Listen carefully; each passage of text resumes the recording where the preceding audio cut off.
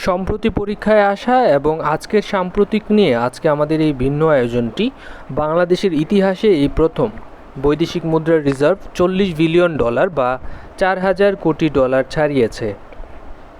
আল কাবাস হচ্ছে কুয়েত ভিত্তিক জনপ্রিয় সংবাদ মাধ্যম। আল কাবাস কুয়েত ভিত্তিক জনপ্রিয় সংবাদ মাধ্যম।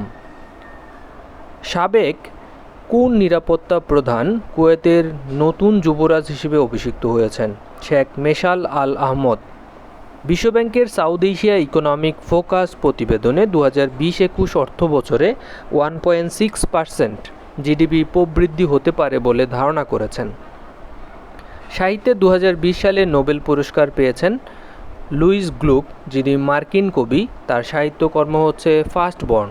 এই ফার্স্টবর্ন সাহিত্যকর্মের জন্য লুইস গ্লুক 2020 সালে সাহিত্যে নোবেল পুরস্কার পেয়েছেন।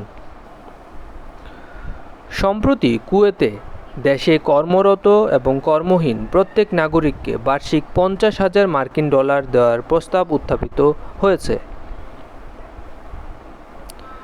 সেনাবাহিনীর চিকিৎসা প্রশাসনে প্রথম নারী হিসেবে নিযুক্ত হয়েছেন brigadier general Nazma Begum.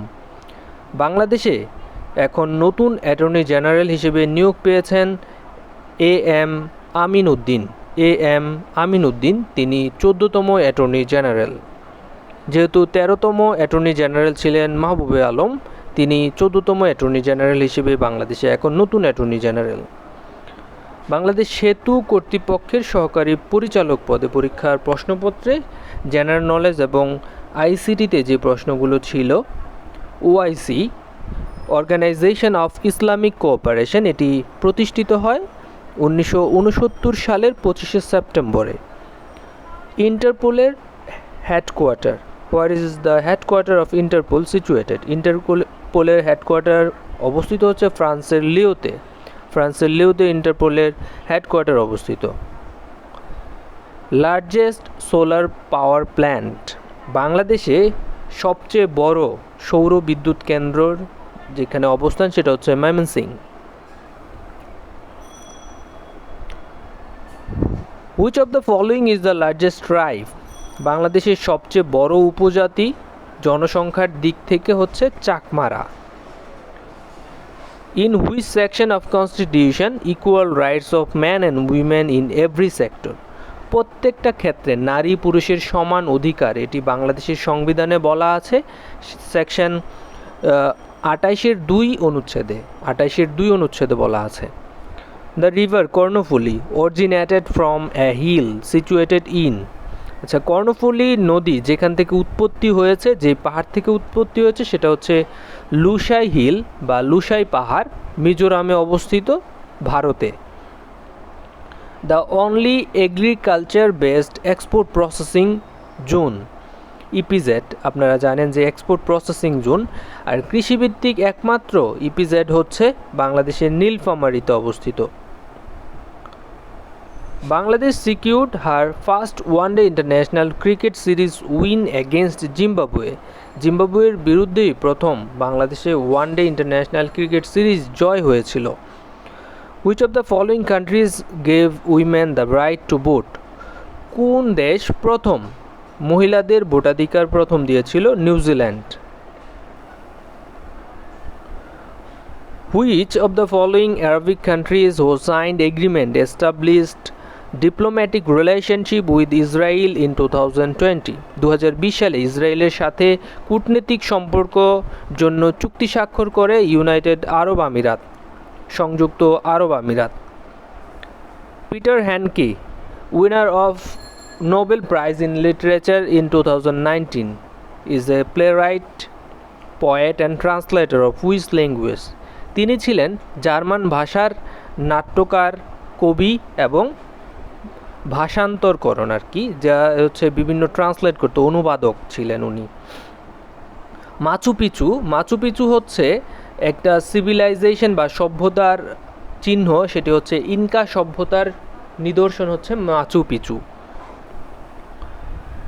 According to the sustainable development goals index, sustainable development goal index 2020-এ বাংলাদেশের অবস্থান হচ্ছে সারা বিশ্বে 109তম। After how many years Bangladesh bank reduce bank rate? আপনারা জানেন আগে ব্যাংক রেট ছিল 5%, আর সেই ব্যাংক রেট প্রায় 17 বছর পরে এটা আবার চেঞ্জ করা হয়েছে, এখন ব্যাংক রেট কিন্তু 4%।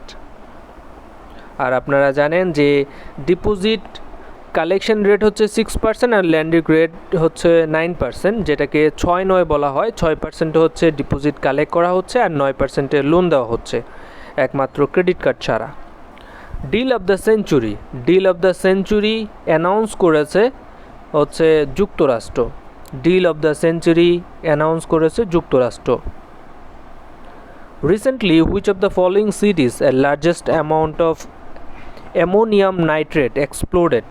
বিস্ফোরিত হয়েছিল অ্যামোনিয়াম নাইট্রেট, যার কারণে হচ্ছে সিভিয়ার ড্যামেজ এবং ডেথ, অনেক মানুষ মরেছে এবং ক্ষতিগ্রস্ত হয়েছে, সেটা হচ্ছে বৈরুতে।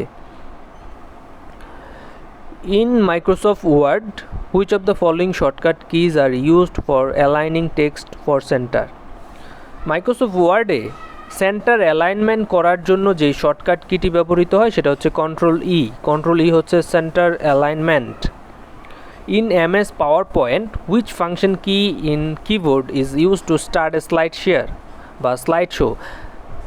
ফাংশন কি আপনারা জানেন, ফাংশন কি হচ্ছে 12টি, তার মধ্যে ফাংশন এফ, যেটা ফাংশন এফ চাপলে স্লাইড শেয়ার ওপেন হয়ে যায়, আপনারা জানেন।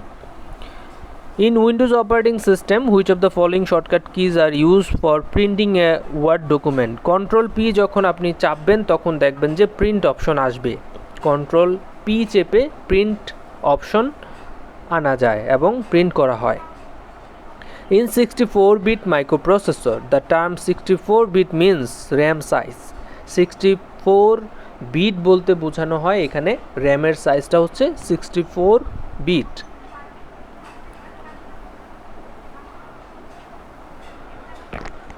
বৈষম্য কমানোর প্রতিশ্রুতি, কমিটমেন্ট টু রিডিউসিং ইনইকুয়ালিটি, এই সূচক 2020 অনুসারে বাংলাদেশে এখানে অবস্থান হচ্ছে 113তম, আর টোটাল দেশ হচ্ছে 158টি দেশের মধ্যে বাংলাদেশ 13তম। শীর্ষে রয়েছে নরওয়ে এবং সর্বনিম্ন অবস্থানে রয়েছে দক্ষিণ সুদান।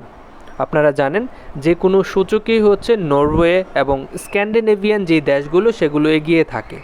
স্ক্যান্ডিনেভিয়ান দেশ কিন্তু 5টি, এটা আমরা একটা ছড়ার মাধ্যমে শিখতে পারি, সেটা হচ্ছে ফিডে আসুন।